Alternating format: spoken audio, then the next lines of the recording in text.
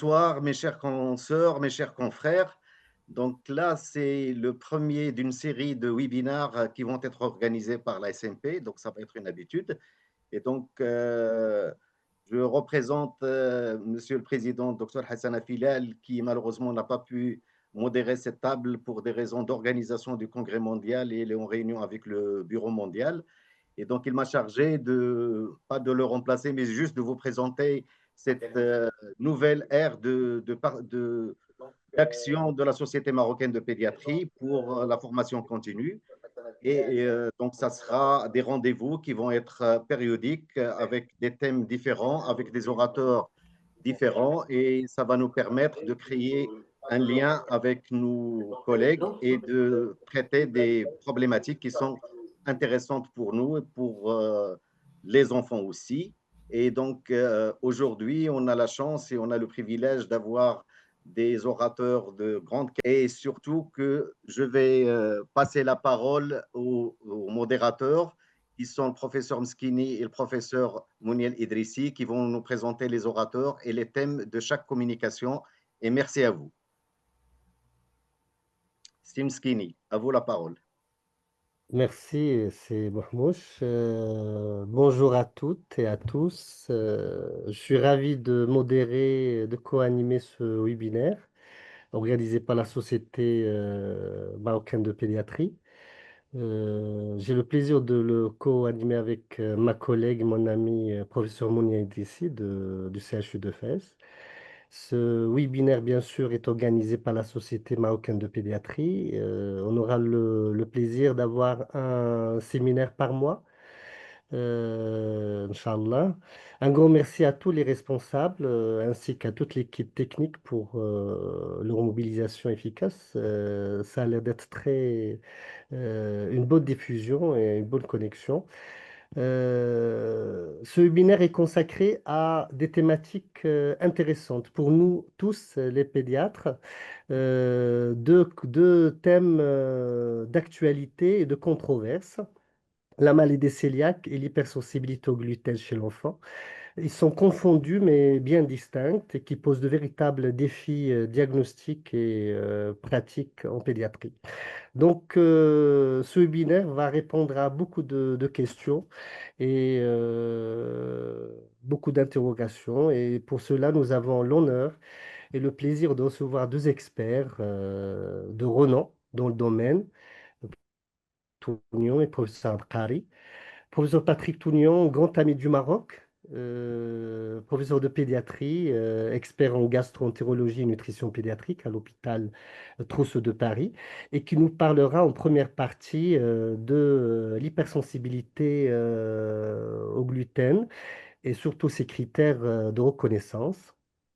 En deuxième partie, professeur Abkari, qui est aussi bien connu, expert en hépatologie, gastroentérologie et nutrition pédiatrique au CHU de Casablanca, et qui abordera en deuxième partie la maladie cœliaque, son diagnostic, sa prise en charge, et surtout une mise au point sur les différentes controverses. Et donc, les experts auront le plaisir se feront le plaisir de répondre à vos questions. Donc, n'hésitez pas à poser des questions sur le chat et il y aura une séance de réponses à la fin des deux présentations. Donc, sans plus tarder, je cède la parole au professeur Tounian qui va nous éclairer sur cette entité qui est l'hypersensibilité au gluten. À vous la parole, professeur. Merci, professeur Meschini. Bonsoir à tous.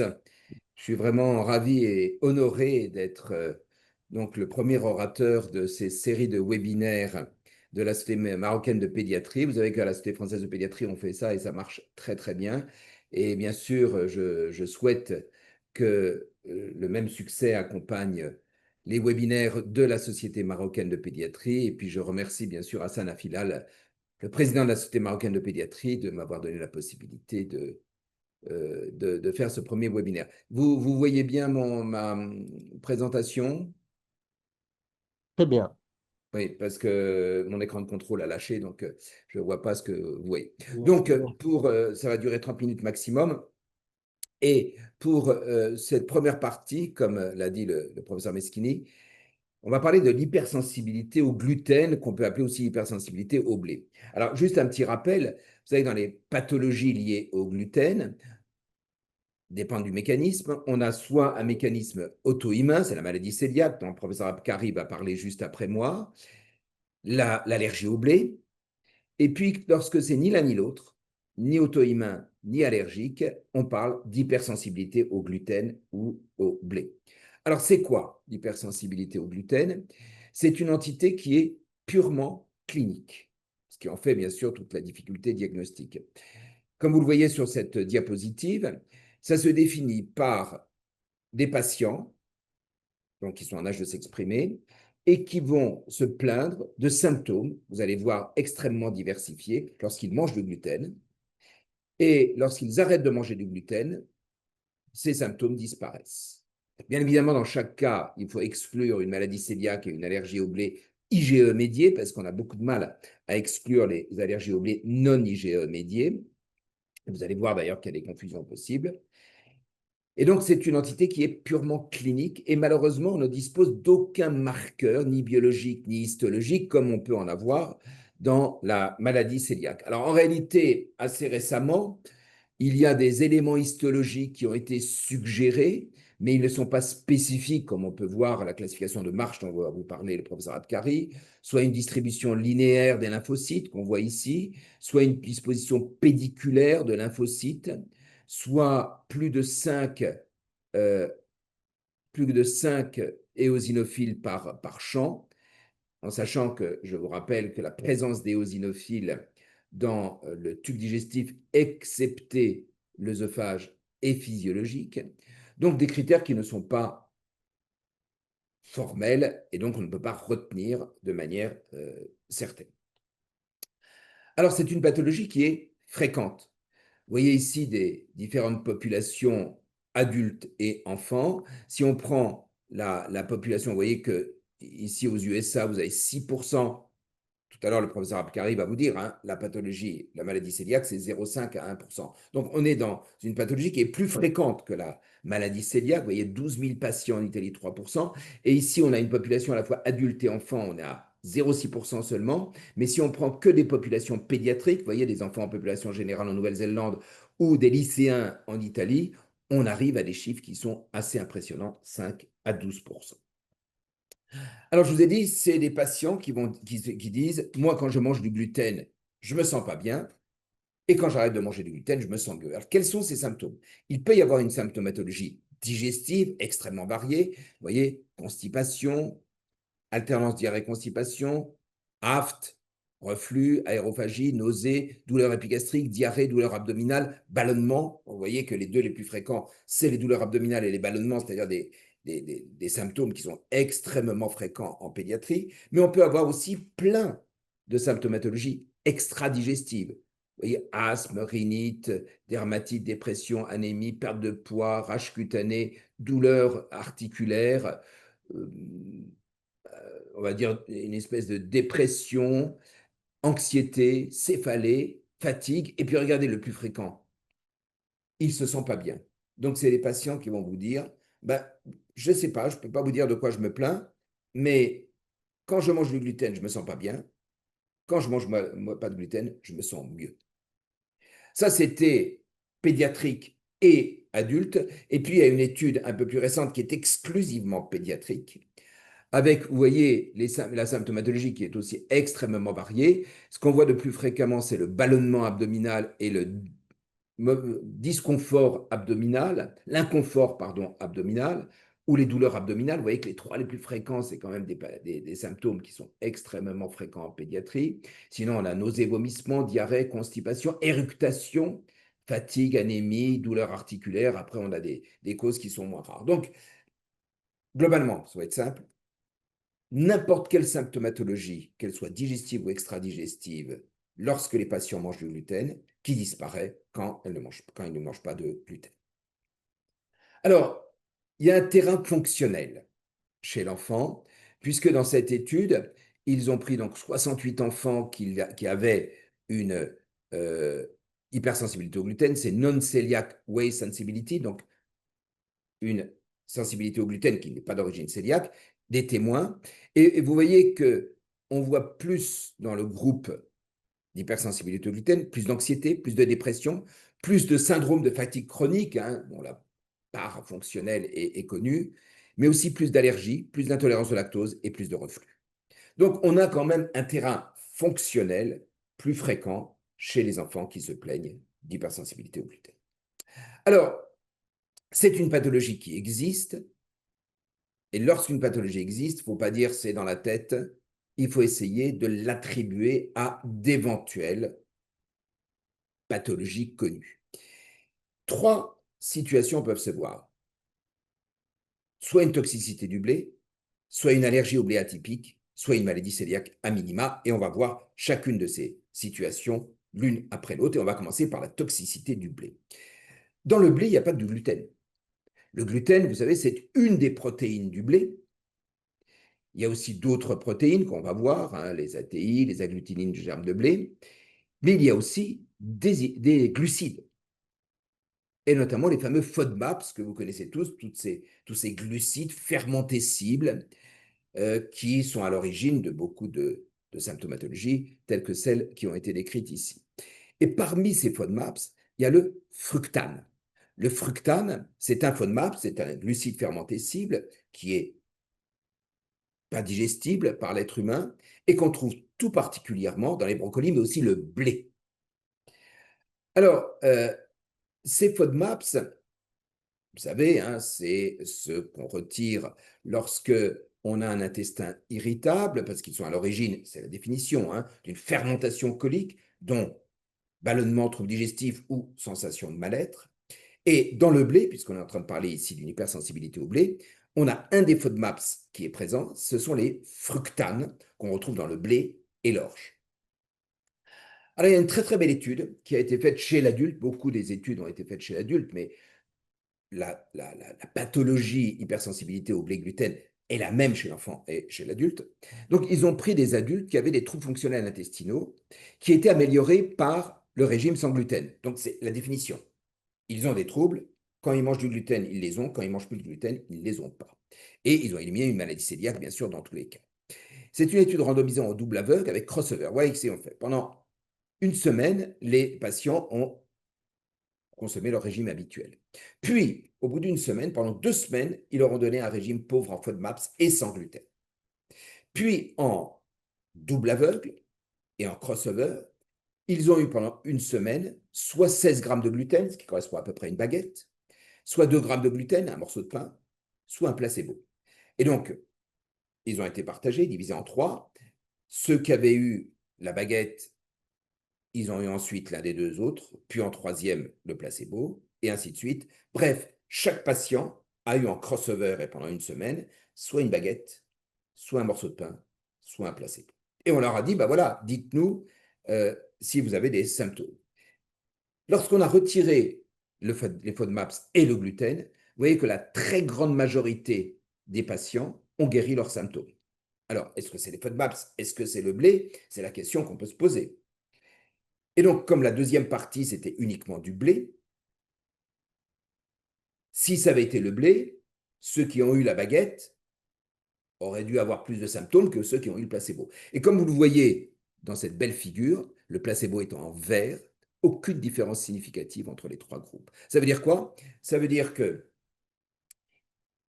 aient eu une baguette entière, 16 grammes de gluten, ou qu'ils aient eu rien du tout, ils se plaignaient exactement de la même façon et des mêmes symptômes.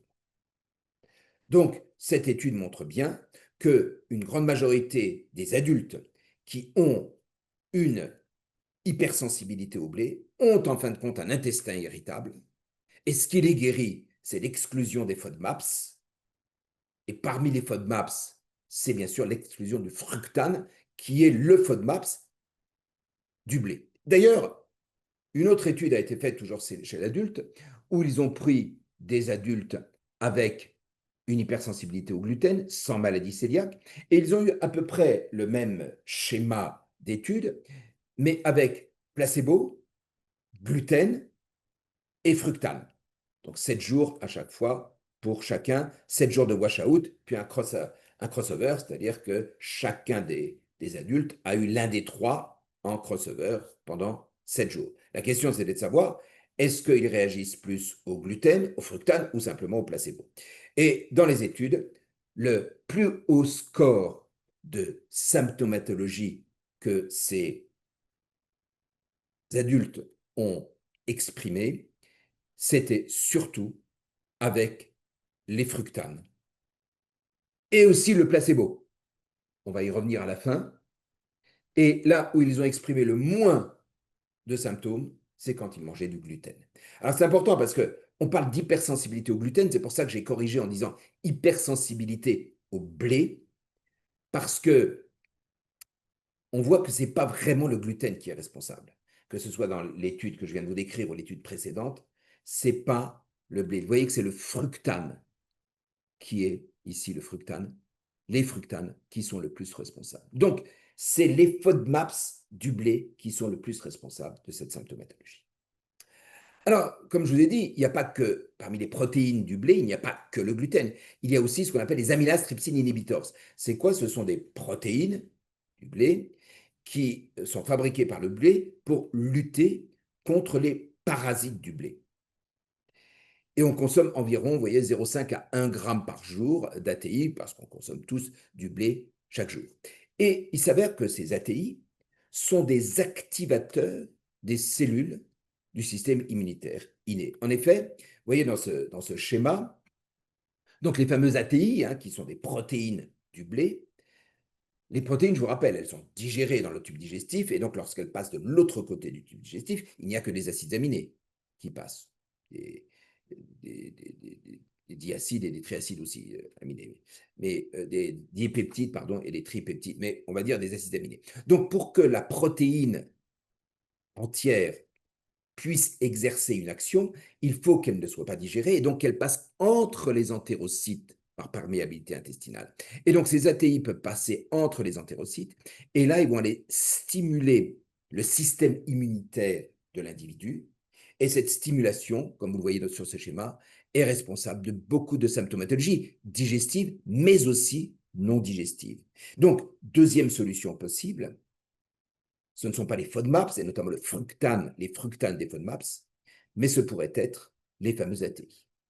Enfin, il y a aussi un troisième type de protéines dans le blé, il s'agit des agglutinines. Les agglutinines, ce sont les lectines, et ces lectines interviennent dans les mécanismes de défense des plantes contre les parasites qui peuvent les attaquer. Et on les trouve dans les graines de céréales, notamment dans les germes de blé, plus que dans les céréales du petit déjeuner et plus que dans les pâtes. Et là encore, ces lectines peuvent se lier à une partie des glycocalyx des cellules, et oui, ici, et lorsqu'elles se lient à, vous voyez les lectines qui sont là, à une partie, au glycocalyx, ça produit la libération, la sécrétion d'histamine et surtout la sécrétion de cytokines pro-inflammatoires. Et comme je reviens en arrière, précédemment, il y a aussi des cytokines, vous voyez, IL-15, IL-8 qui sont générées. Et vous savez aussi que dans la maladie cœliaque, une partie de la symptomatologie provient de la sécrétion de cytokines. Ça libère ces cytokines et ça peut être responsable de la symptomatologie que décrivent les patients.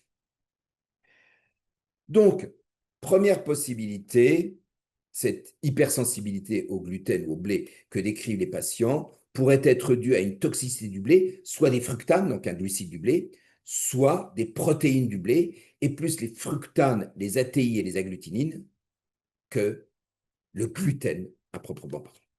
Deuxième possibilité, est-ce que ça ne pourrait pas être une allergie au blé atypique? Alors, une étude qui a été faite chez l'adulte et que je vais beaucoup vous citer, donc je vais la décrire très rapidement. Ils ont pris 3 groupes d'adultes.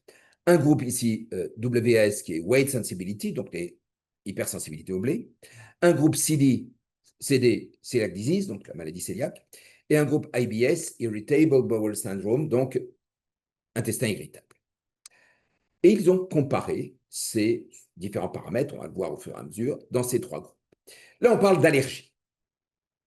Et regardez, quand on compare les hypersensibles au blé aux 2 autres groupes, ils ont plus d'antécédents familiaux d'allergie et plus de coexistence de maladies atopiques. Alors, vous me direz, ça ne veut rien dire. Effectivement, on va aller un peu plus loin. Alors, tous ces patients ont eu une biopsie intestinale, parce que je rappelle que chez l'adulte, le diagnostic de maladie cœliaque repose sur la biopsie intestinale. Et donc, comme je vous l'ai dit, dans tous les cas, on a éliminé la maladie cœliaque, tous les patients ont eu une biopsie intestinale. Et comme vous le voyez, ils ont quand même plus d'éosinophiles que les maladies cœliaques et que les intestins irritables. C'est une orientation vers l'allergie. Et puis enfin, dans cette étude faite par endomicroscopie laser confocale, qui est une espèce de microscopie au bout de l'endoscope, vous voyez, c'est les petites flèches que vous voyez là, ils ont mis des gouttes de blé sur la muqueuse intestinale. Et ils ont vu en extemporané, donc immédiatement, l'apparition d'une réaction immédiate comme une espèce de réaction allergique. Donc, deuxième possibilité, ces patients qui se plaignent d'une hypersensibilité au gluten au blé pourraient avoir tout simplement une allergie au blé, une allergie atypique au blé, donc une allergie non IgE-médiée, et comme vous le savez, qu'il est très difficile de diagnostiquer. Enfin, troisième situation, est-ce que ces enfants, ces adolescents qui se plaignent d'une maladie cœliaque, d'une hypersensibilité au gluten, ne pourraient pas avoir une maladie cœliaque à minima? Alors, on reprend nos trois groupes d'adultes qui ont été comparés et on s'aperçoit que, regardez, alors, l'histoire familiale de maladie cœliaque, elle est bien sûr plus fréquente en cas de maladie cœliaque. Vous voyez qu'il y en a 0 dans l'intestin irritable, mais vous voyez, ce n'est pas 0 dans l'hypersensibilité au blé. Bon, vous me direz, là encore, c'est comme les antécédents d'atopie, ce n'est pas un élément formel. Effectivement, on va aller un peu plus loin. Ils ont tous eu, je vous l'ai dit, une biopsie intestinale et on s'aperçoit qu'ils ont, alors vous voyez, là c'est les lymphocytes hein, qu'on regarde en pourcentage et en nombre. Vous savez qu'il y a une hyperlymphocytose intraépithéliale entérocytaire, donc dans la maladie cœliaque, c'est pour ça qu'on a 100%, ça fait partie, c'est le marche 1, c'est indispensable. Il n'y en a pas dans l'intestin irritable. On devrait s'attendre, si ça n'a rien à voir avec la maladie cœliaque, qu'il n'y en ait pas non plus dans la sensibilité au blé. Eh bien, ce n'est pas du tout le cas. Regardez, 90%, beaucoup, mais c'est comme ça, d'hyperlymphocytose intraépithéliale. Et puis, regardez, le nombre de lymphocytes, il est intermédiaire entre la maladie cœliaque et l'intestin irritable. Et on va encore plus loin en regardant les immunoglobulines A, les IgA antigliadines, les IgG antigliadines. Et là encore, on devrait avoir, dans la maladie cœliaque, c'est très fréquent. Il y en a, vous voyez, quand même dans les intestins irritables. Et là, c'est aussi intermédiaire. Si on regarde l'haplotype des Q2, des Q8, vous savez que c'est 100% dans la maladie cœliaque, on en trouve, c'est à peu près 30% dans la population générale, donc on retrouve le même chiffre pour l'intestin irritable, puisque ça correspond à la population générale. Là, on devrait, s'il n'y avait aucun lien entre l'hypersensibilité au blé et la maladie cœliaque, on devrait trouver un haplotype identique à celui de la population générale. Ce n'est pas le cas. On trouve 53%. Enfin, là, c'est la recherche d'immunoglobuline A anti-endomysium sur la culture de la biopsie, Et là encore, 100% dans la maladie cœliaque, 0 dans l'intestin irritable, mais on en trouve un petit peu dans l'hypersensibilité au blé. Alors ça, ce sont bien sûr des pistes initiales, et puis quelques études qui vont confirmer le lien possible entre hypersensibilité au blé et maladie cœliaque à la minima. Ici, vous voyez, c'est l'expression de CD3. CD3, c'est encore une fois les lymphocytes intraépithéliaux.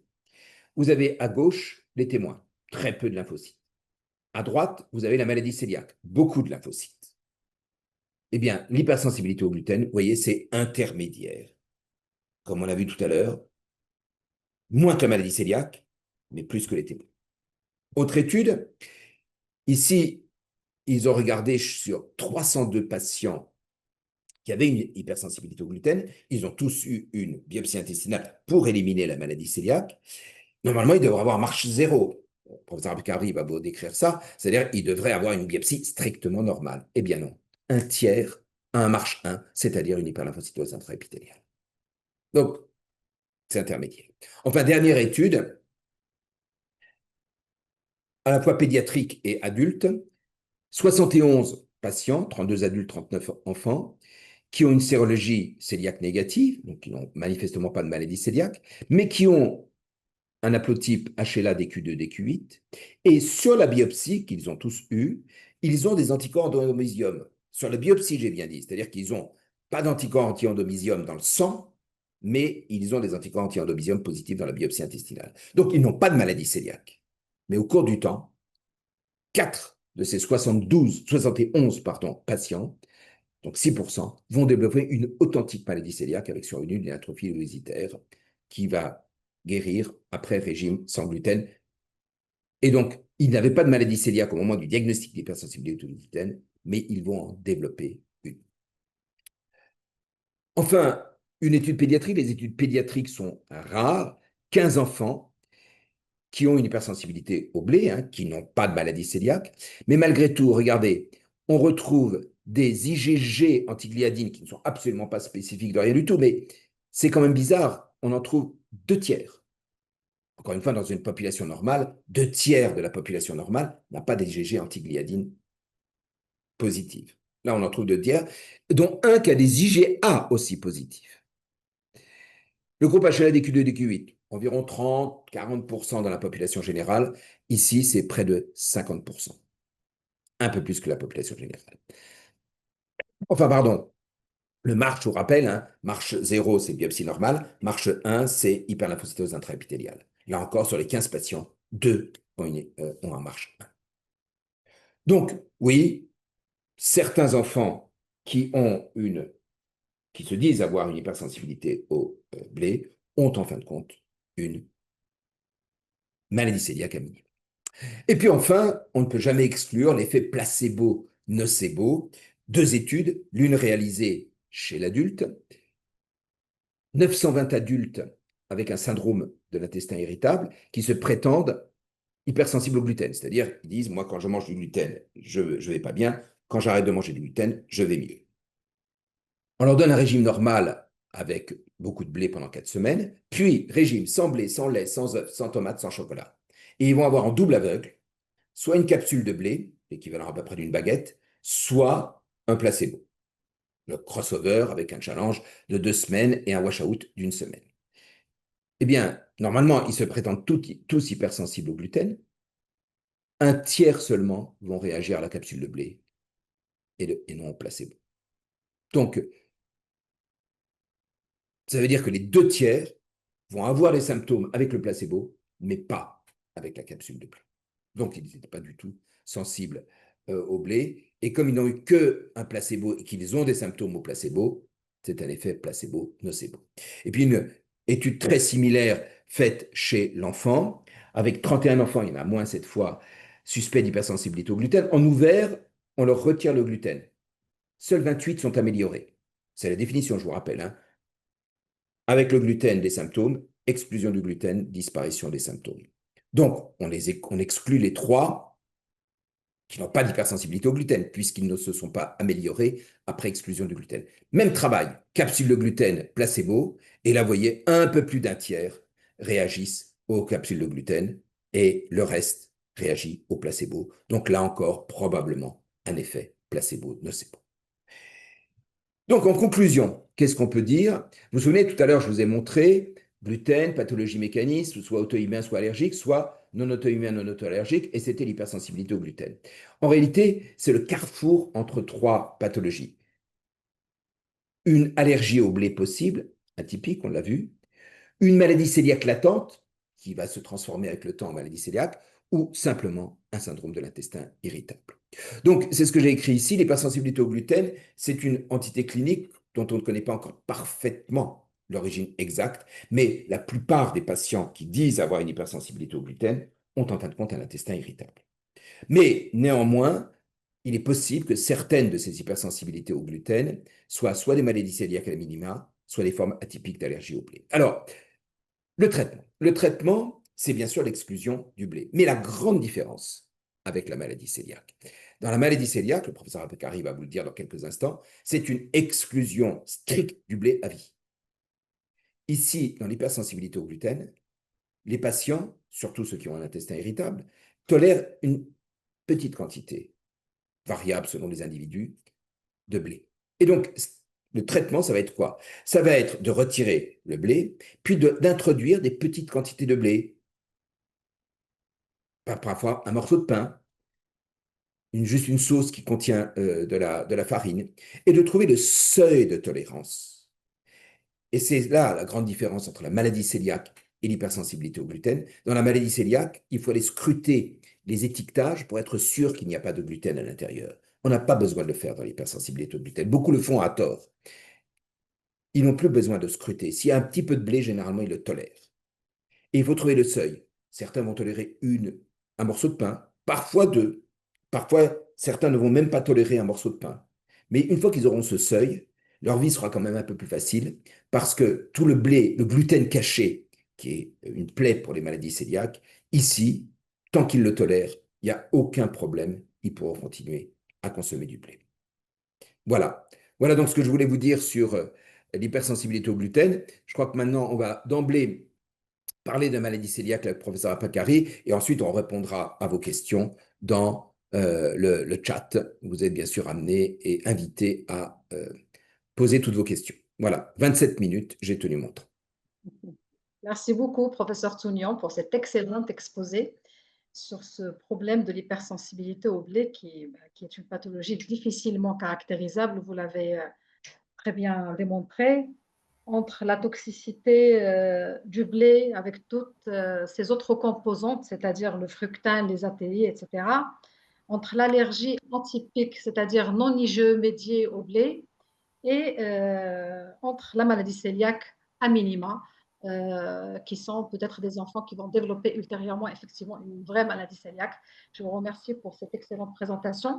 On va parler directement effectivement de la maladie cœliaque, mais cette fois-ci à maxima, avec professeur Apakari. À vous la parole. Donc, je vous invite à poser vos questions sur le chat et les experts se feront le plaisir de répondre. Donc, si vous avez des questions par rapport à la présentation du professeur Tounian sur l'hypersensibilité au blé, non seulement au gluten, mais au blé, c'est vrai, c'est une entité qui pose énormément de problèmes quant à sa reconnaissance et son diagnostic. Plus on essaie de la trouver, plus on a des difficultés à la confirmer. Donc, on attend les questions sur le chat. J'ai une question, professeur Tounian, pour commencer. C'est par rapport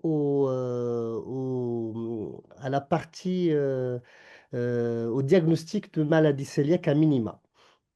Là, ce sont des situations fréquentes chez nous. Est-ce qu'on peut aller jusqu'à l'endomicroscopie éventuellement pour éliminer une allergie atypique ou carrément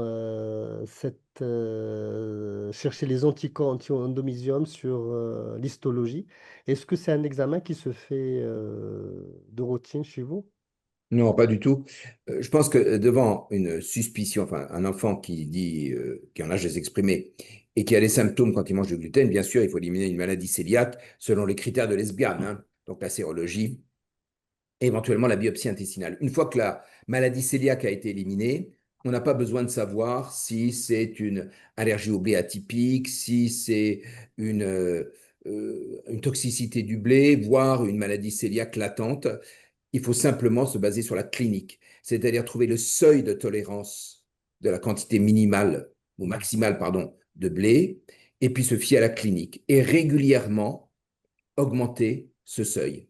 Moi, ce que j'ai vu, je fais ça, c'est-à-dire je dis, bah, tu élimines tout le blé, puis on va essayer de commencer par les sauces, puis après tu vas manger un morceau de pain, puis un deuxième, puis si tu vois qu'à deux morceaux de pain, la symptomologie apparaît, bah, tu diminues.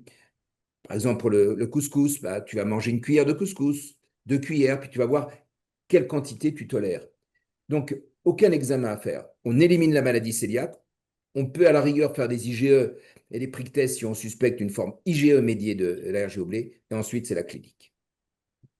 Et par rapport aux antigliadines, puisque vous avez parlé d'un titre d'à peu près 40% des antigliadines présents chez les non-cœliaques ou bien chez les cœliaques à minima, est-ce qu'il ne faut pas demander cet examen dans cette perspective? Non, parce que c'est vraiment pas spécifique. C'est vraiment pas spécifique. Là, ce que je vous ai montré là, c'est pas pour donner des pistes diagnostiques de l'hypersensibilité au gluten, c'est pour vous dire que certaines hypersensibilités au gluten sont probablement des maladies cœliaques à minima. Mais il ne faut pas se servir de ça. Encore une fois, on élimine une maladie cœliaque avec les critères que vous connaissez aussi bien que moi, et ensuite c'est la clinique. On ne fait aucun examen. Parce De que toute façon, un petit régime, voilà, c'est pas très. c'est le régime. Parce que si vous avez un régime qui est efficace et les IgA qui sont négatives, ou des IgG antigliadines qui sont négatives, ça ne va pas vous avancer. Inversement, les IgG antigliadines peuvent être positives et ça peut ne pas du tout être une hypersensibilité au blé. Donc, pas d'examen complémentaire. Très bien. Je ne sais pas s'il y a des questions. Pour le Dans chat. le chat, moi, j'en ai pas. Hein. Je ne sais pas si c'est le chat Ouais. de Zoom qu'on doit avoir, mais moi, j'en ai pas. Est-ce que le chat est ouvert à tout le monde? Est-ce que les gens Ouais. ont possibilité de poser leurs questions sur le chat? Il y a aussi un diagnostic que vous avez fait sortir à chaque fois, c'est le côlon irritable. Donc, c'est un diagnostic à proposer devant ces tableaux. Bien sûr, après avoir éliminé, vous avez bien dit la maladie cœliaque, c'est-à-dire des tests quand même invasifs, une biopsie. Ah non, non, non, on n'a pas besoin de faire de biopsie. Hein. On fait la biopsie chez l'adulte, mais chez l'enfant, maintenant, les critères de Esgan, qui datent de presque 10 ans, c'est sérologie. Hein. Une sérologie négative, sans déficit en IgA total, élimine la maladie cœliaque. Je crois que le professeur Abkari, quand il arrivera à partager Donc, sa présentation.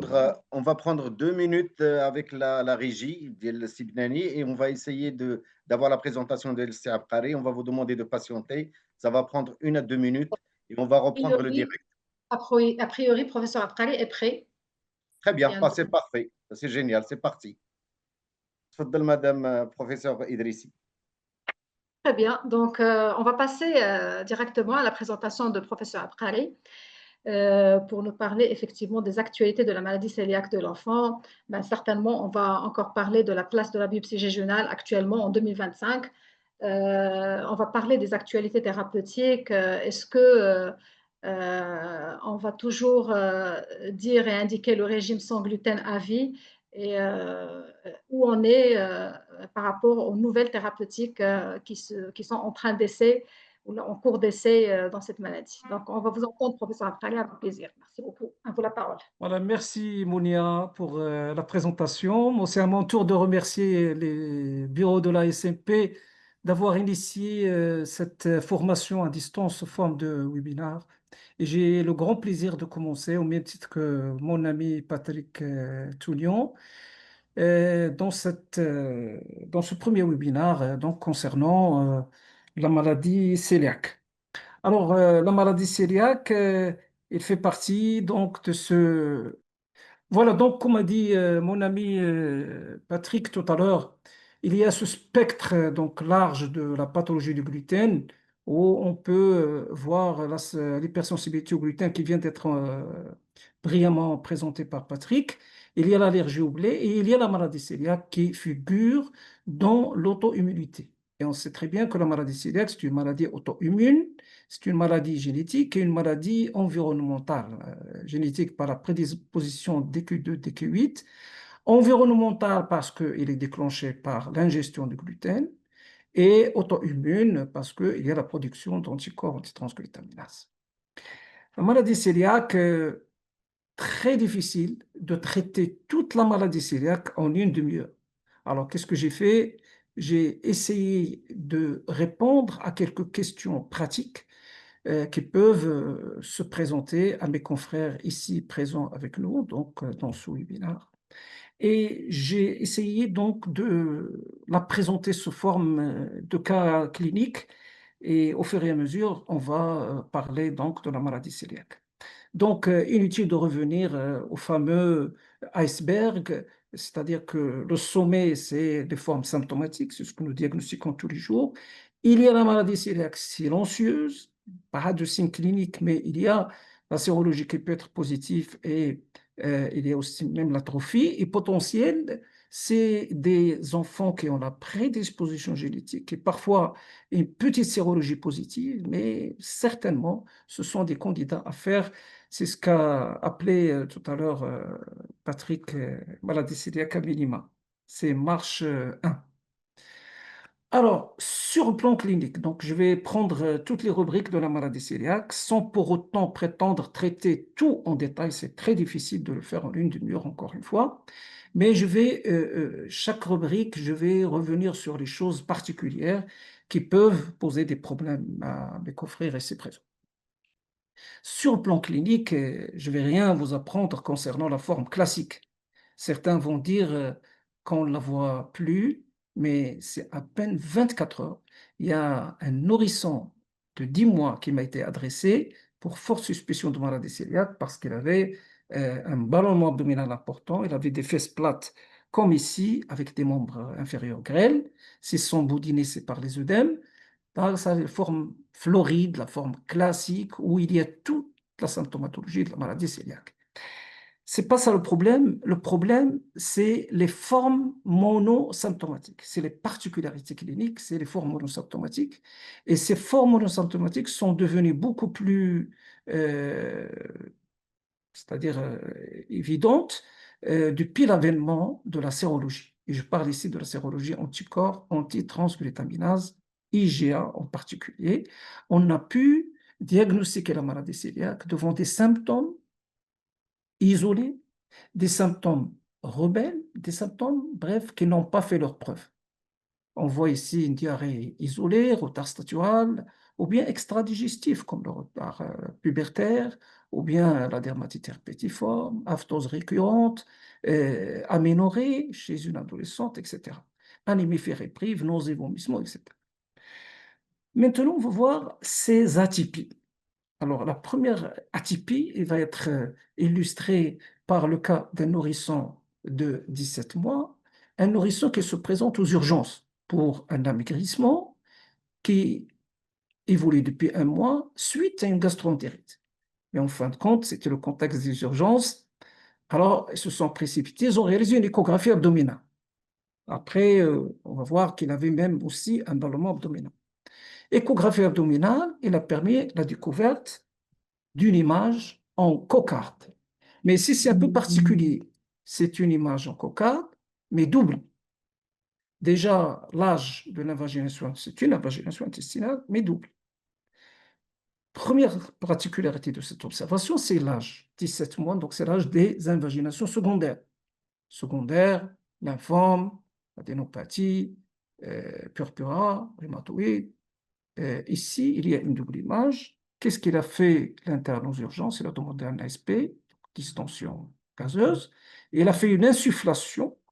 On voit que tout le cadre colique intestinal est insufflé, et il y a même une opacification, tout est opacifié, et il a fait une échographie de contrôle le lendemain.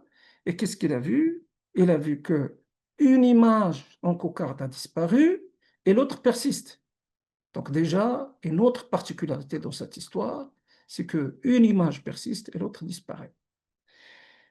Et c'est là où ils ont constaté que l'enfant présente une histoire de constipation et il avait des fécalomes et ils se sont dit, voilà, on sollicite l'avis de gastroentérologie pédiatrique.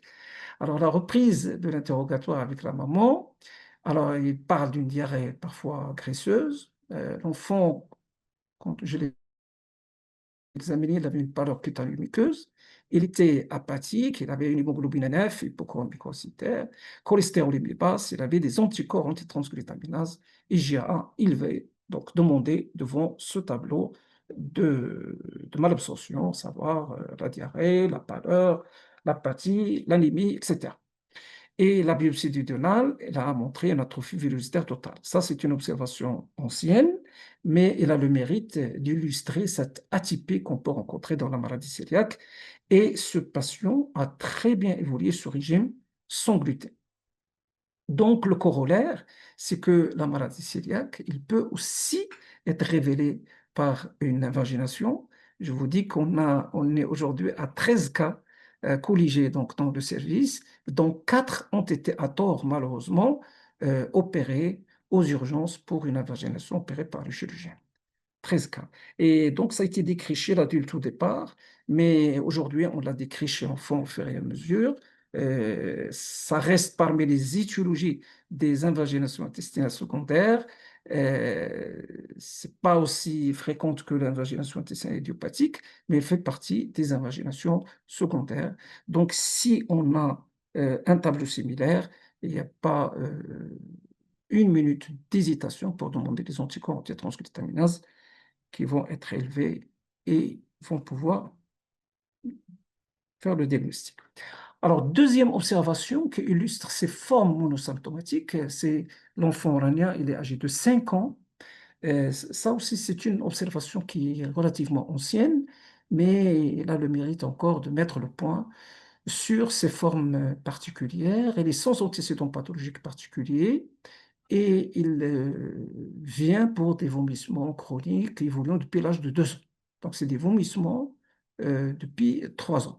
Il n'avait pas notion d'hématémèse ni troubles associés. Elle a 5 ans et le poids, il était normal, la taille normale. Donc, il n'y avait que les vomissements.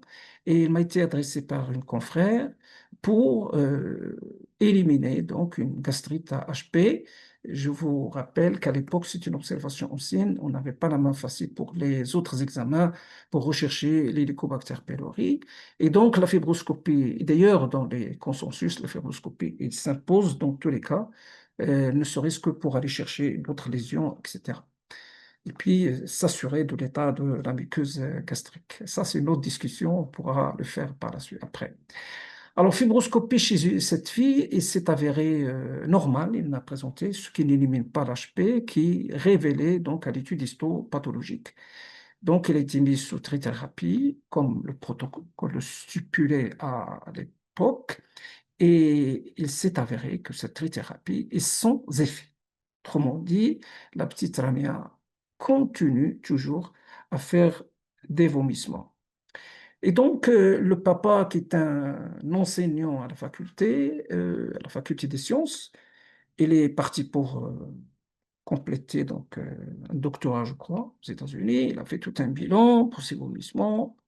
Il n'y avait rien, d'autant plus que l'enfant, taille normale, poids normal, bien. Il est revenu me voir et on était en train de parler. La petite, il était sur les genoux de sa maman. Je la vois en profil, bureau. Et je vois une petite proéminence du ventre, léger ballonnement abdominal. Et je lui ai dit, donc écoutez, le tableau initial, bon, à l'époque, il n'y avait pas la main facile pour demander des anticorps antitransglutaminase, je rappelle encore une fois. Et, euh, et on n'avait pas la connaissance d'aujourd'hui concernant les formes monosymptomatiques, hein, je vous le dis en toute sincérité. Alors je lui ai dit, écoute, on va faire une deuxième fibroscopie pour aller faire au fond une biopsie duodénale qui, à notre surprise, il avait montré une atrophie villositaire totale et le régime sans gluten, il a bien amélioré les vomissements et l'enfant ne présente plus donc de vomissements. Et puis, a posteriori, le poids normal, taille normale, surtout la taille 5 ans, on s'aperçoit que le père et la maman ont des tailles, sont grandes tailles. Mais c'était un symptôme isolé, donc qui a abouti, il y a un recul maintenant, l'évolution est très bonne, conforme monosymptomatique de la maladie cœliaque. L'autre cas monosymptomatique, c'est la fille Yasmine, qui consulte pour des douleurs abdominales chroniques. Le poids, là aussi, le poids et la taille étaient normaux. Tout un bilan usuel a été fait par son médecin, l'échographie, l'examen cytopaque des urines, parasitologie, tout est révélé normal.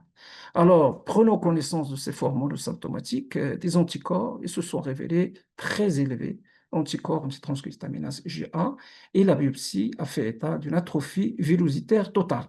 Et puis, l'enquête dans la fratrie, l'enquête, bon, c'est-à-dire la recherche de symptômes chez les frères et sœurs, a mis en évidence que chez la sœur âgée de 18 mois, on révèle, d'ailleurs, l'examinant, on trouve qu'elle est pâle, et qu'à l'interrogatoire, il présente des diarrhées intermittentes. Alors, on demande les anticorps antitransglutaminase, ils sont positifs. C'est curieux, c'est-à-dire les douleurs abdominales chroniques, ils ont attiré l'attention des parents chez Yasmine, âgée de 3 ans, mais la pâleur et les diarrhées intermittentes, ils n'ont pas inquiété les parents. Et donc là aussi, la biopsie duodénale était une atrophie vésiculaire totale et le régime sans gluten a amélioré donc les symptômes. Il n'y a plus de symptômes chez les deux filles. Donc voilà une forme monosymptomatique, douleur abdominale chronique. Et l'autre, elle n'est pas aussi monosymptomatique, c'est juste pour vous dire que dans la fratrie, il peut exister aussi un autre cas et un autre tableau. Après ces illustrations, c'est-à-dire que non pas tant la forme classique de la maladie cœliaque, mais surtout les formes, les atypies et les monosymptomatiques, la question, comment explorer? On a déjà parlé dans les cas cliniques des anticorps antitransglutaminase.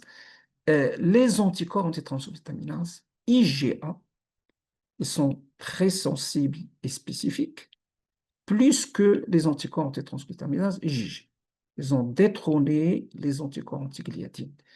Alors, les anti-endomésium, dans les consensus actuels, on les laisse chaque fois, on les demande quand c'est un peu litigieux, on va revenir sur ça. Et puis, avec les anticorps antitransglutaminase IgA, l'idéal, c'est de demander un dosage pondéral d'IgA. Vous allez voir dans la pratique courante, toujours quand on travaille dans des moyens limités, on peut faire abstraction du dosage pondéral d'IgA d'emblée. Je vais vous expliquer pourquoi. Mais l'idéal, c'est de le demander en même temps que les anticorps antitransglutaminase IgA, parce que si on n'a pas d'IgA, on ne peut pas fabriquer des anticorps antitransglutaminase.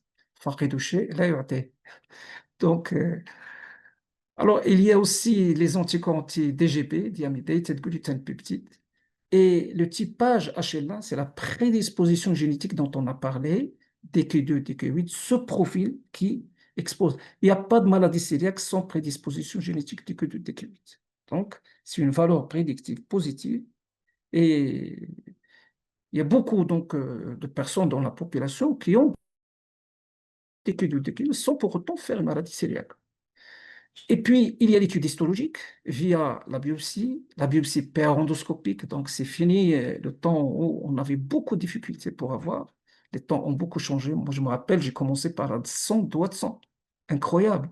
On n'avait pas de fibroscope les années 80 et on faisait appel pour faire une biopsie à 100 doigts de sang. C'est une sonde qu'on va mettre dans l'estomac et on va la suivre.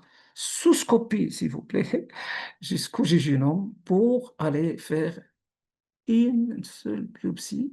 Et cette biopsie, à vrai dire, c'est une biopsie de bonne qualité parce que c'est un bon fragment qui est bien orienté, contrairement au fragment conféré par la fibroscopie aujourd'hui. Mais le problème, c'est qu'il mobilisait toute une matinée, donc la salle de scopie, et avec tous les risques d'irradiation, etc. Donc les temps ont beaucoup changé. Aujourd'hui, on fait une fibroscopie, une endoscopie, et une biopsie père-endoscopique. Et donc, il est suggéré de faire les biopsies au niveau de D2, au niveau de D3 et un seul fragment au niveau du bulbe. Au départ, on disait les chances de trouver une atrophie, c'est en allant vers le fond, mais les dernières recommandations parlent aussi du bulbe. La classification, on classait dans le temps, il y a certains confrères qui nous entendent aujourd'hui, qui se rappellent de la classique classification, stade 1, stade 2, stade 3, stade 4, stade 5. Stade 3, c'est partiel, stade 4, c'est subtotal, et stade 5, c'est total. Aujourd'hui, donc, on travaille avec la classification de marche modifiée. Et ce qui nous concerne, c'est la stade 3. A, c'est partiel, B, c'est subtotal, et C, c'est total.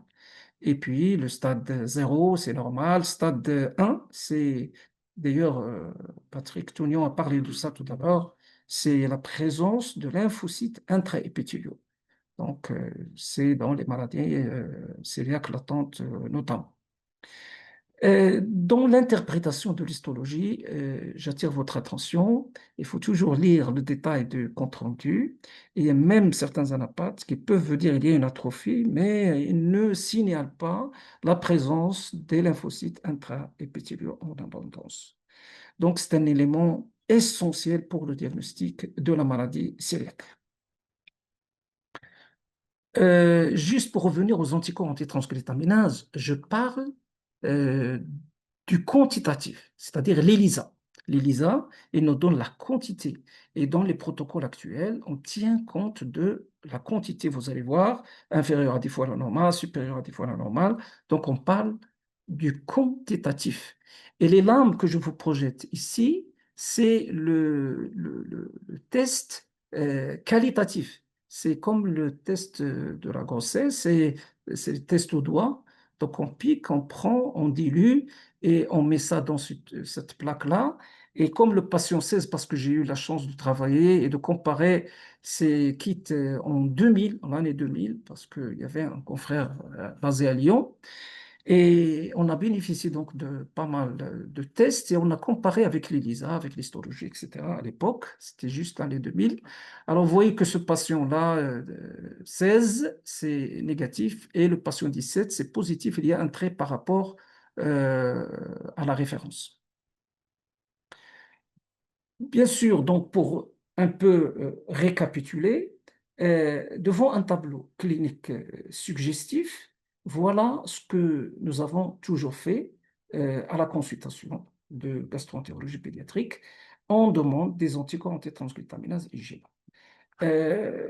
La demande d'emblée quantitative des IgA, on était limité à l'hôpital et on fait donc de l'économie. Si les anticorps sont positifs, ce n'est pas les recommandations actuelles, on va revenir sur ça. Je vous dis la situation, comment on a travaillé. Anticorps positifs, on passe à la biopsie, atrophie villositaire, régime sans gluten et on contrôle un an après les anticorps antitransglutaminase qui, normalement, doivent se négativer. Dans le cas où les anticorps antitransglutaminases sont négatifs, à ce moment-là, on fait le dosage pondéral. Donc, on revient après avoir vu le dosage pondéral des IgA. S'il est normal et le tableau est peu évident, tout se résume à une surveillance. Si le dosage est normal, mais le tableau est typique, on passe à la biopsie. Si atrophie villositaire stade 3, C, A, B, on traite. Pas normal, il n'y a pas de maladie cœliaque. Si déficit il y a, déficit en IgA, à ce moment-là, on demande les anticorps antitransglutaminase IgG. S'ils sont négatifs, on retombe dans la même situation. S'ils sont positifs, on passe à la biopsie. Voilà donc un schéma simplifié que nous appliquions dans le temps. Et nous l'appliquons toujours, mais avec quelques modifications. Alors, quelles sont les recommandations qui sont arrivées par la suite? Il y a plusieurs recommandations de l'ESPGHAN, la Société européenne de gastroentérologie et nutrition pédiatrique. Mais là, il y a des recommandations avec un intervalle de 3 à 4 ans, etc. Mais on voit pas, il n'y a pas grand-chose, hein, vous allez voir. Ça, c'est les recommandations d'avant. Et on va les comparer avec ce que nous utilisons. Ils demandent devant un tableau suggestif de maladie cœliaque des anticorps antitransglutaminase et dosage concomitant des IgA. Et ils disent que quand c'est positif, il faut transférer un gastropédiatre. Maintenant, on va faire intervenir le quantitatif. Si les anticorps antitransglutaminase sont supérieurs à 10 fois la normale, et ici, puisqu'on parle de la pratique, j'attire l'attention des confrères parce qu'il y a kit et kit.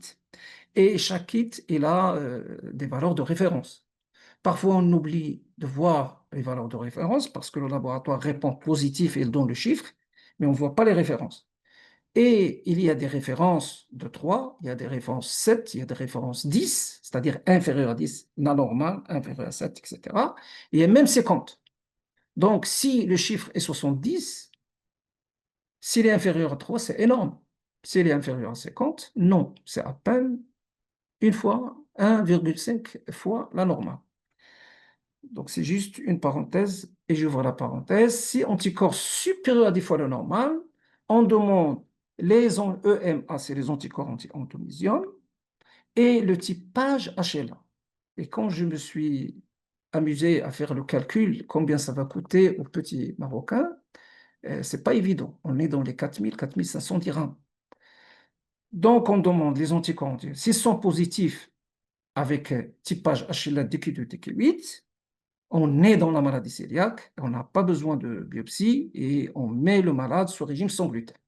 Si les anticorps anti-endométriose sont positifs et le typage HLA fait défaut, à ce moment-là, on peut considérer que c'est un faux négatif HLA, mais on va revenir à la biopsie, parce que c'est douteux. Si les anticorps anti-endométriose négatifs et HLA négatifs, on peut dire que les anticorps anti-transglutaminase, c'est un faux positif. Donc vous voyez qu'on ne peut pas, encore une fois, je vais revenir à cette problématique. Si on a encore des problèmes concernant la sérologie, etc., on ne doit pas se précipiter pour mettre le malade sur régime sans gluten sans trop bien réfléchir. Faux négatif, et à ce moment-là, si anti-endométriose négatif et HLA positif, la biopsie. Alors, maintenant, si le taux des anticorps, là, positifs, ils sont inférieurs à 10 fois la normale, excusez-moi, inférieur à 10 fois la normale, on passe à ce moment-là directement à la biopsie. Et alors, à ce moment-là, soit marche 0, 1, 0 à 1, soit un faux, on peut considérer, si la biopsie ne montre pas grand-chose, on peut considérer que c'est un faux positif des anticorps des transglutaminases ou un faux négatif de la biopsie. Si il existe, il ne faut pas qu'on donne l'absolu à la biopsie. Ce n'est pas facile. Les allopathes peuvent vous le confirmer. C'est pas évident. Il faut que le fragment soit bien orienté et il faut qu'il y ait plusieurs fragments et que le fragment il soit être de bonne qualité. Faux négatif biopsie ou bien une potentielle maladie cœliaque. Et à ce moment-là, tout va se résumer à une simple surveillance, quitte à refaire les anticorps à distance ou bien carrément une exploration. Si c'est marche 2, 3, etc., on est dans l'atrophie, à ce moment-là, il faut mettre le malade sur régime sans gluten. Ça, c'est la recommandation de l'ESPGHAN d'il y a quelques années. Si les anticorps sont négatifs, il n'y a pas de maladie cœliaque. Sinon, il y a ce qu'on appelle les faux négatifs, soit que le malade était déjà d'emblée sous une petite quantité de gluten, ou bien c'est un jeune nourrisson de moins de 2 ans, où il y a encore un déficit en IgA qui pourrait être la négativité de. Alors, les recommandations de 2020 publiées dans le JPGN de la Société européenne de gastro-entérologie et nutrition pédiatrique, il reprend le même schéma que je viens de présenter, avec la seule différence, et je dis bien la seule différence, c'est que la HLA, il ne fait plus, je vais vous rappeler le schéma, elle est là. Donc, ici, qu'est-ce qu'on disait? Si les anticorps sont supérieurs à 10 fois la normale, on demande les anticorps anti-endométriose et le typage HLA. La nouveauté, c'est qu'on demande seulement les anticorps anti-endométriose. S'ils sont positifs, c'est une maladie cœliaque, on le met sur régime sans gluten. C'est la seule nouveauté, mais le reste, il est pratiquement le même. Et chaque fois qu'il y a quelque chose de discordant, on passe à la biopsie pour compléter la chirurgie. Je vais quand même vous présenter rapidement parce que ça demande du temps et le temps, on n'a pas beaucoup. Ce schéma-là, il illustre ce qu'on vient de dire, mais avec la seule particularité, c'est que l'HLA n'est pas demandé d'emblée. Alors, quand est-ce qu'il est demandé l'HLA? HLA, il est demandé ici, quand il y a un risque de faux négatif de la sérologie. C'est-à-dire que le tableau clinique est suggestif et on a une sérologie négative et on demande l'HLA et l'HLA négative, ça élimine la maladie cœliaque. S'il est positif, à ce moment-là, il faut considérer le diagnostic. Donc, je ne vais pas vous surcharger avec tout ça parce que c'est pratiquement le même schéma que je vous ai montré dans les anciennes recommandations. Et le seul changement, c'est la demande ou pas de l'HLA. Mais encore une fois, on parle de notre contexte marocain. Si on va appliquer ces recommandations à la lettre, ça va être très difficile. Si je dois payer 4500 dirhams pour éviter au malade une biopsie, la biopsie, elle est moins chère que ces examens réunis. Donc, c'est à nous de choisir. Et il faut se méfier.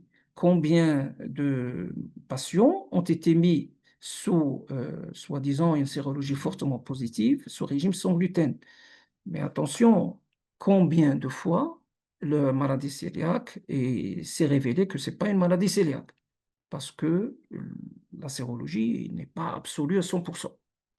Et donc, prudence, parce que démarrer un régime sans gluten, c'est lourd. C'est lourd, en l'occurrence chez l'adolescent. Et on avait un cas de suicide. L'adolescent qui n'a pas toléré le régime sans gluten. Alors, vous allez me dire qu'il était prédisposé peut-être, mais il faut vivre donc ces difficultés. J'avais des patientes qui sont même arrivées à l'âge où ils vont se marier parce qu'ils ne veulent pas quitter la consultation. Quand on veut faire la consultation de transition, ils s'entêtent, il reste quelques-unes, bien sûr, quelques-uns, et il va se marier, il va dire, voilà, je vais me marier. Est-ce que ça vaut le coup de lui dire, pourquoi? Parce que dans notre contexte, elle a peur de la belle-mère. La belle-mère, elle peut lui dire, mais qu'est-ce que c'est que cette femme qui ne mange pas le pain? Le pain, c'est sacré. Le pain, dans notre contexte, c'est le pain. Hein, le pain, c'est sacré, nama, etc. Donc, le contexte, il est très difficile. C'est pour ça qu'il faut pondérer un régime sans gluten. Il faut réfléchir 1000 fois avant de mettre le malade. C'est pour ça qu'il faut s'entourer de toutes les conditions. C'est un régime à vie. C'est un régime sans gluten à vie. Ce n'est pas quelque chose d'évident. Autant le baser sur de très bonnes bases. Il est inutile de revenir quelques années après et se dire, voilà, est-ce que Madeleine Chad Lied, est-ce que, etc., etc. La question sur ce régime sans gluten, le temps ne le permet pas pour parler de... Il y a beaucoup de choses concernant le régime sans gluten, mais comme je vous ai dit à l'introduction, on ne peut pas traiter la maladie cœliaque en l'espace de 30 minutes, c'est difficile. Donc, j'ai axé ma présentation sur les choses pratiques qui peuvent poser des difficultés donc, aux cliniciens. La question, on peut se contenter d'une seule question, est-ce que le régime sans gluten diminue le risque des maladies auto-immunes? On a parlé que la maladie cœliaque est une maladie auto-immune et qu'il peut s'associer à d'autres maladies auto-immunes, la thyroïde, etc., le diabète du type 1, etc. Donc, il y avait une étude française, il y avait même une étude italienne, toutes les deux relativement anciennes, la française 2008 et l'italienne 2006. Alors, la française, c'est une multicentrique, 27 centres. Ils ont fait une analyse rétrospective du risque de développer une affection auto-immune. Alors, il y avait 178 maladies auto-immunes sur 924 cœliaques. Donc, ce risque, il augmente avec l'âge. Et les facteurs de risque associés se sont révélés les antécédents familiaux et diagnostic de la maladie cœliaque avant l'âge de 36 ans, c'est-à-dire chez l'enfant, l'adolescent, etc. Et chez 55 cœliaques, les 55 ont développé une affection auto-immune après que le diagnostic est essentiellement, le diagnostic de la pathologie auto-immune a été fait essentiellement chez les non-compliants, c'est-à-dire ceux qui n'ont pas adhéré au régime. Donc, ils ont conclu que le régime sans gluten diminue l'incidence des maladies auto-immunes chez la malade cœliaque. Je vais illustrer ça par une observation, et ça sera la dernière parce que le temps ne le permet pas. C'était l'observation de l'enfant Abdelwahed, qui était âgé de 14 mois. Là aussi, c'est une observation très ancienne, mais pleine d'enseignements. Et il était admis en 2000 pour diarrhée chronique, stagnation pondérale. Ici, tout est évident, distension abdominale, fond du panicule adipeux. Et en 2000, on n'avait pas encore les anticorps antitransglutaminase. Il existait, mais on ne les avait pas au Maroc. Moi, je me rappelle, on avait commencé à travailler avec le service d'immunologie grâce à l'apport de quelques kits. C'était en 2000 avec feu Scrat à la faculté de médecine de Casa. Et de là, on a fait toute une étude pour comparer, et on avait comparé même les kits qualitatifs.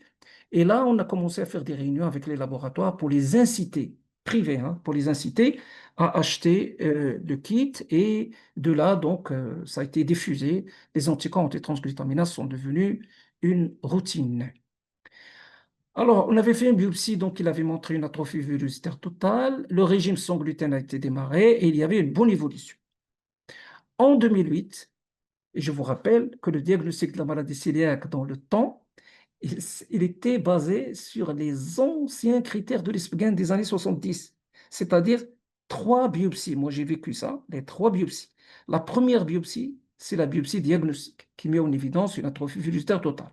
On met le malade sur régime et au bout d'un an, on refait une deuxième biopsie qui va attester de la disparition de cette atrophie, de la régénération de la muqueuse intestinale des villosités. Et puis après, on va choisir le moment opportun, c'est vers l'âge de 5 ans, pour faire ce qu'on appelle le test de réintroduction, l'épreuve de réintroduction du gluten, histoire de chercher à reconstituer le tableau initial. Et on fait une troisième biopsie après avoir libéré le régime pour aller chercher l'atrophie villositaire qui s'installe. Et de là, on va dire, voilà, la maladie cœliaque est confirmée. Vous voyez que c'était lourd. Et l'arrivée de la sérologie anticorps antitransglutaminase a bouleversé. Donc, on ne fait qu'une seule biopsie si encore on a le droit de le faire dans certaines situations. Donc, une seule biopsie. Ce malade-là, il avait que la biopsie. En 2008, on était obligé de confirmer et il avait fait une épreuve de réintroduction. Une introduction, et c'est classique, quand on fait l'épreuve de réintroduction, on ne va pas s'attendre à la réapparition des signes initiaux.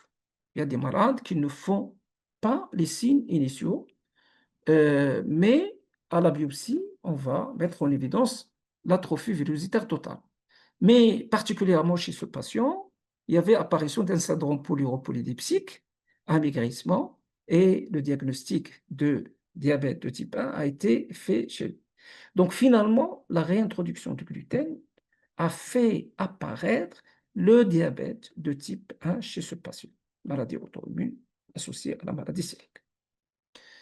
Voilà, ça c'est une observation qui répond à la question est-ce que le régime peut prévenir les maladies auto-immunes? Donc voilà, je résume la maladie cœliaque. On ne peut pas, on est une demi-heure. J'ai juste attiré l'attention que la maladie cœliaque, elle est fréquente. 1% de la population au Maghreb. Tout à l'heure, Tunion parlait de 0,5, mais c'est peut-être dans le monde. Elle est fréquente.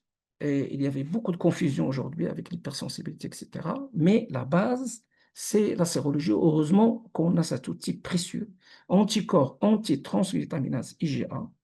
Si on peut l'associer au dosage pondéral des IgA, et c'est le plus sensible, le plus spécifique, les anticorps antitransglutaminase.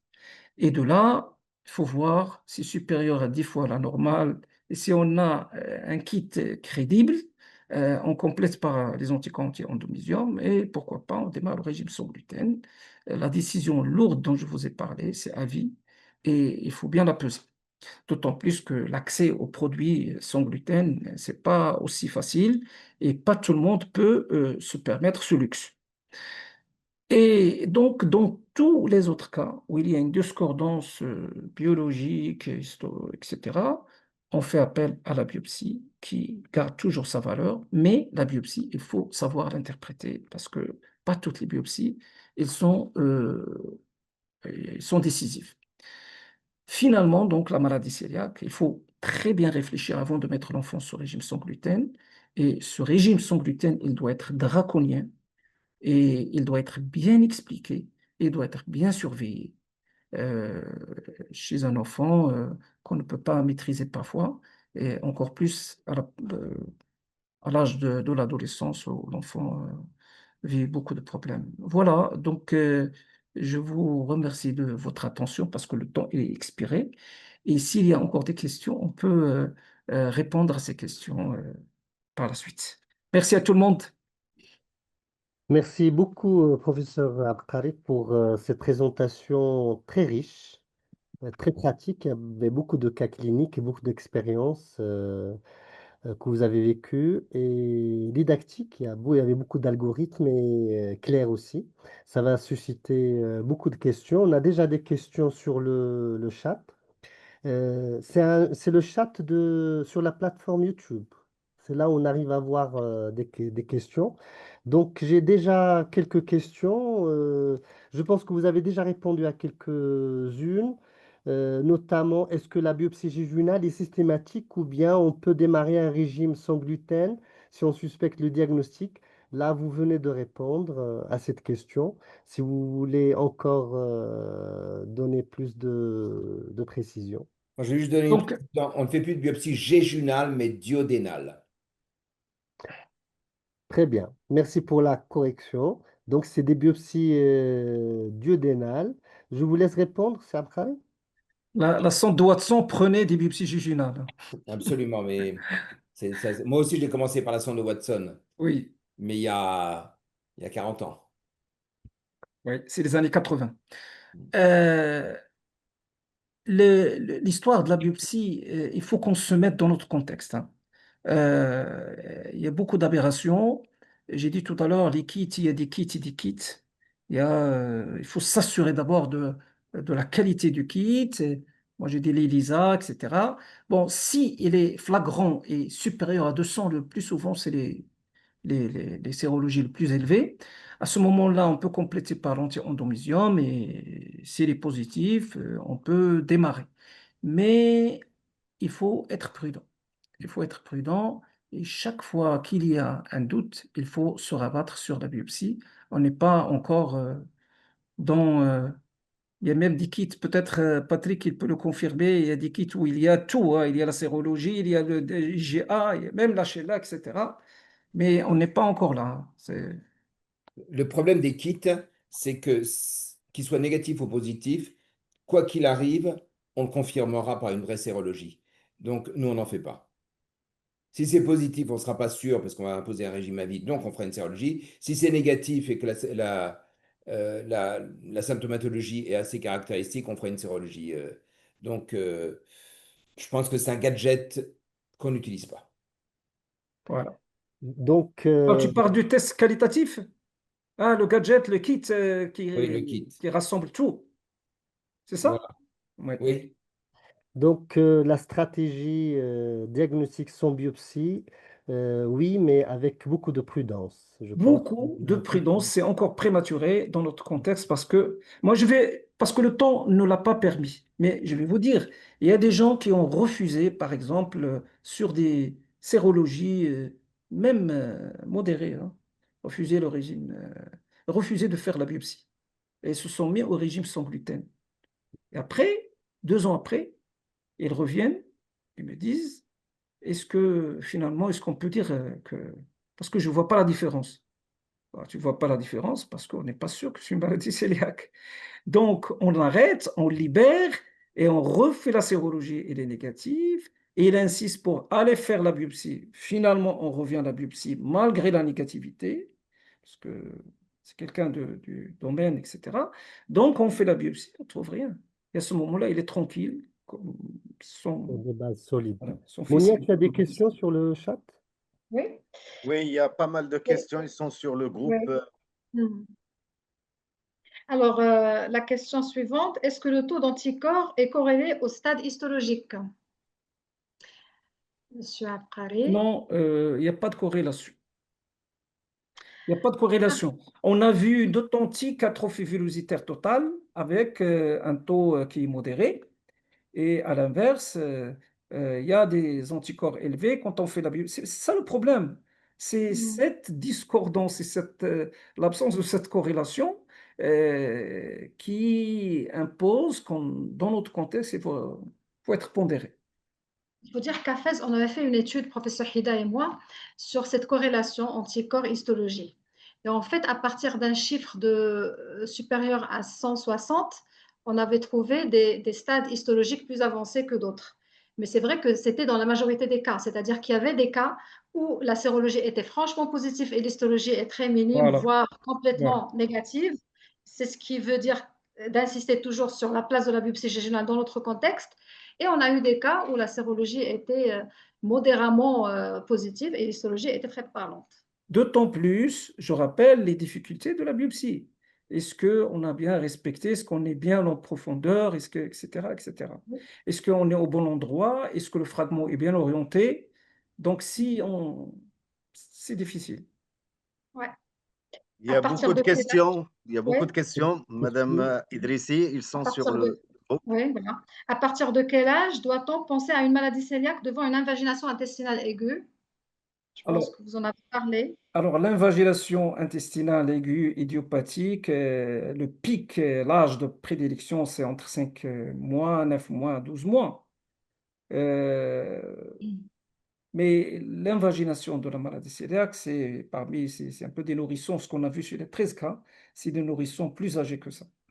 Donc, Et c'est c'est des invaginations à répétition, double, répétition parfois sans atypique comme la démontrer. DLF, puis surtout l'âge. Donc, ça rentre dans le cadre des invaginations secondaires.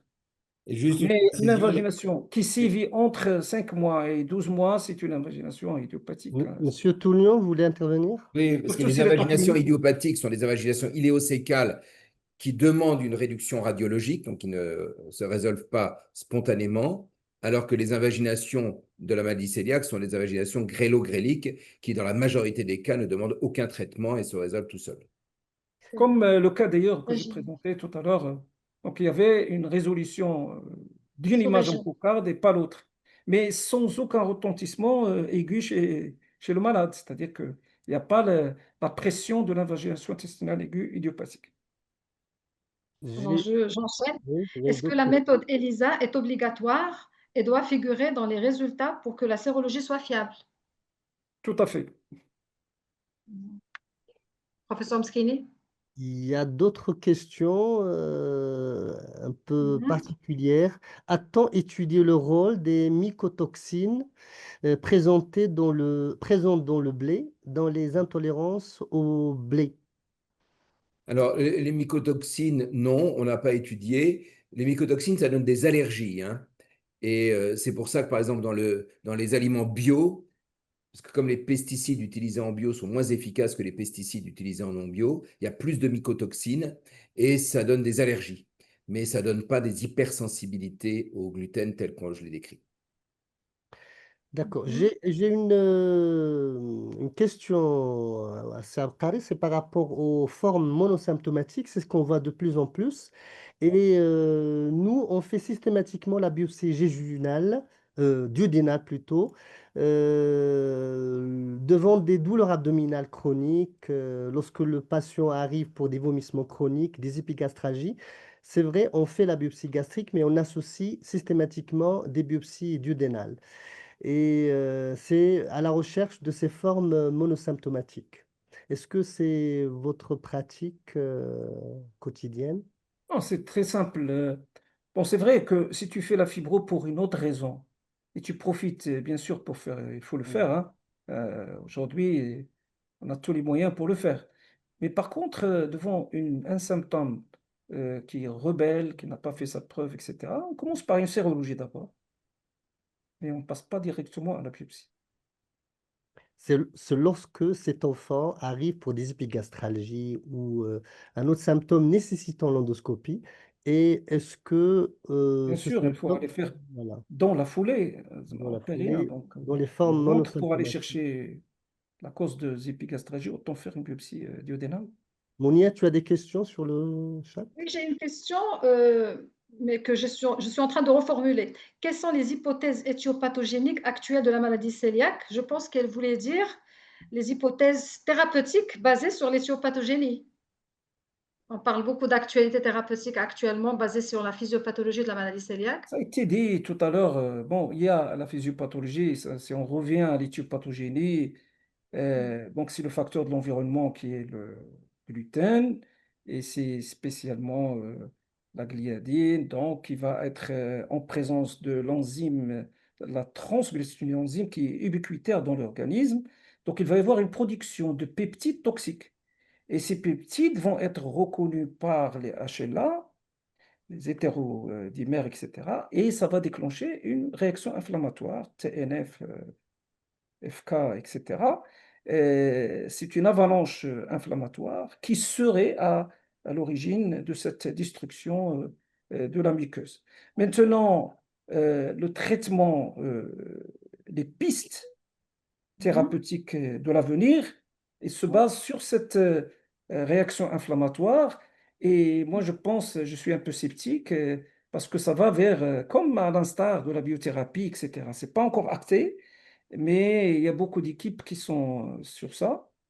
Mais je préfère un régime sans gluten que d'aller être sous biothérapie. Je ne sais pas ce que pense Tulio, Patrick, de cette Alors, j'ai parlé piste avec thérapeutique de l'avenir. Christophe Cellier, qui est un pape de la maladie cœliaque mondiale, hein, c'est un médecin d'adulte, un gastro-entérologue d'adulte, et lui pense que dans 10 ans, on aura trouvé des médicaments contre la maladie cœliaque et que les gens pourront manger du gluten.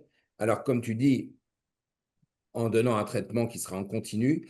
Et une des Lourd. pistes récentes, là, c'était un article du New England en 2021, c'était les inhibiteurs de la transglutaminase 2. Oui. Et donc qui éviterait la survenue de symptômes au moment de l'ingestion de blé. Mais d'après Christophe Cellier, encore une fois un pape de la maladie cœliaque, dans 10 ans à peu près, on aura trouvé un traitement. Non, je l'espère bien, mais encore faut-il que ce soit des traitements d'abord non agressifs et deuxièmement à la portée de tout le monde. Voilà, ça Si serait ce pas n'est évident. pour aller manger du gluten et aller subir donc un médicament qui pourrait avoir des conséquences néfastes, parce que ça Bah, va faire le bonheur de certaines firmes. Voilà. il y aura Donc, bien sûr des effets indésirables, comme tous les médicaments. voilà. J'ai une question pour professeur Tounian. À quel âge on peut évoquer l'hypersensibilité au blé? Et est-ce qu'il y a une association à des signes de carence? Alors, l'hypersensibilité au blé, il faut vraiment que ce soit un enfant qui soit en âge de s'exprimer. Donc, chez le nourrisson, on ne peut pas vraiment l'exprimer. L'intestin irritable est plus rare chez le nourrisson. Donc, un enfant à l'âge de s'exprimer, qui pourra dire, bah, quand je mange du gluten, je ne vais pas bien, et quand je ne mange pas de gluten, je vais mieux. Et il n'y a pas de carence, hein. Le régime sans gluten, on n'a pas besoin de gluten pour vivre. Donc, le régime sans gluten n'entraîne pas de carence. Donc, c'est des enfants qui se portent bien. Absolument. Heureusement d'ailleurs, parce que comme le professeur Abkari l'a dit, c'est près de 1% de la population qui doit donc ne pas manger de gluten. Heureusement qu'ils n'ont pas de carence. Dernière question.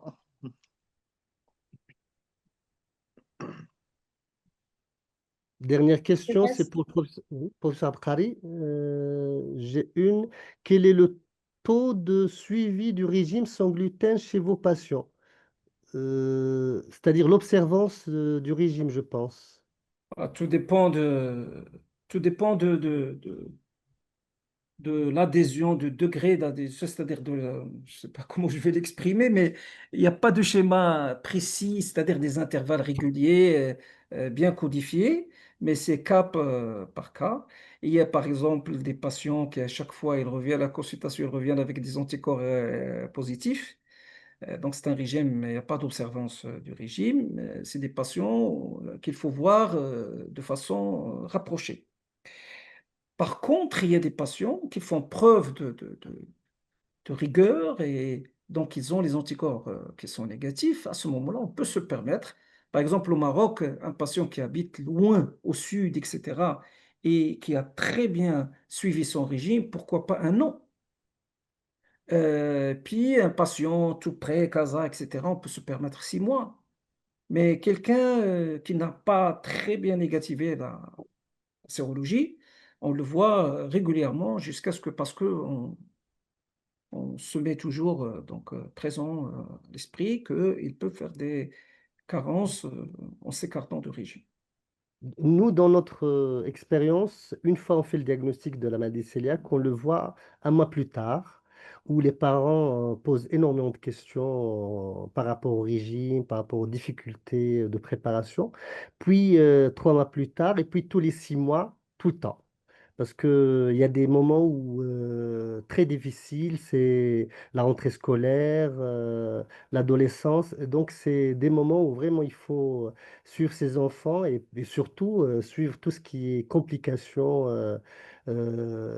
dues à un écart de régime. Et donc, c'est un suivi presque à vie tous les 6 mois. À vie, mais cas par cas, oui. Parce que, Voilà, et cas puis par dans cas notre pour vous. contexte, tu sais, la famille, il y a Exactement. beaucoup d'intervenants. Il y a la grand-mère, il y a les voisins, etc. Et parfois, les parents, ils sont d'un certain niveau. Donc, ils suivent donc très bien le régime pour leur enfant. Mais malheureusement, on trouve par exemple la grand-mère. Une fois, j'ai fait l'enquête. Et j'ai demandé à ce que la grand-mère soit présente lors de la thèse. Parce que, bon, la sérologie ne se négative pas et l'enfant, il est formel. Donc, la grand-mère qui me dit, Fin عمر الخبز قتل شي حد. Voilà, Donc, elle, elle exactement. est convaincue parce que pour elle, النعمة كيبوسوا يحطوا حدا الحيط, etc. Donc, مقدس le pain. Donc, pour elle, le pain ne peut pas causer donc une pathologie Merci. chez un patient. Donc, il faut mettre les choses dans le contexte. Dans le contexte. Il faut être flexible dans le rythme de surveillance de ces patients. Merci beaucoup Merci pour cette beaucoup. discussion. Merci beaucoup pour cette discussion passionnante. Le sujet est Très bien. passionnant. La preuve, c'est qu'on a eu le premier webinaire qui est fait le 24 juillet, c'est-à-dire une date improbable pour faire un webinaire. Et là, je remercie les 700 collègues qui ont suivi ce webinaire, exactement 691, qui montrent l'intérêt de ce sujet, qui montrent la qualité des orateurs, le professeur Tounian et le professeur Abkari, qui ont exprimé et qui ont donné différents schémas thérapeutiques et différents moyens de réflexion sur des pathologies qui sont importantes dans la pédiatrie. Je remercie les modérateurs, le professeur Mounia Idrissi de Fès et le professeur Tawfiq Mskini de Rabat qui ont géré ce webinaire de main de maître. Et puis, je tiens à remercier l'équipe qui a organisé ce webinaire, notamment notre secrétaire général de la Société marocaine de pédiatrie, professeur Habzi, qui a fait un travail exceptionnel et qui a travaillé beaucoup pour la réussite de ce webinaire, l'équipe technique. Et puis, on se donne rendez-vous au mois de septembre. Merci beaucoup. Merci à tous d'avoir suivi ce webinaire à ce 27 juillet. Et puis, en vacances pour vous, c'est largement mérité. Et je vous Merci, souhaite Sir Mamouchi. tout le bonheur. Merci, Merci. Très bonne soirée à la toutes confusion. et à tous. Bonne Et à très soirée, Merci à bientôt tous. Merci, merci. Monia. Inch'Allah. au prochain Fadlou. Merci rendez-vous à vous. scientifique. Au revoir. Merci. Au revoir, Bravo. Au merci. revoir tout le monde.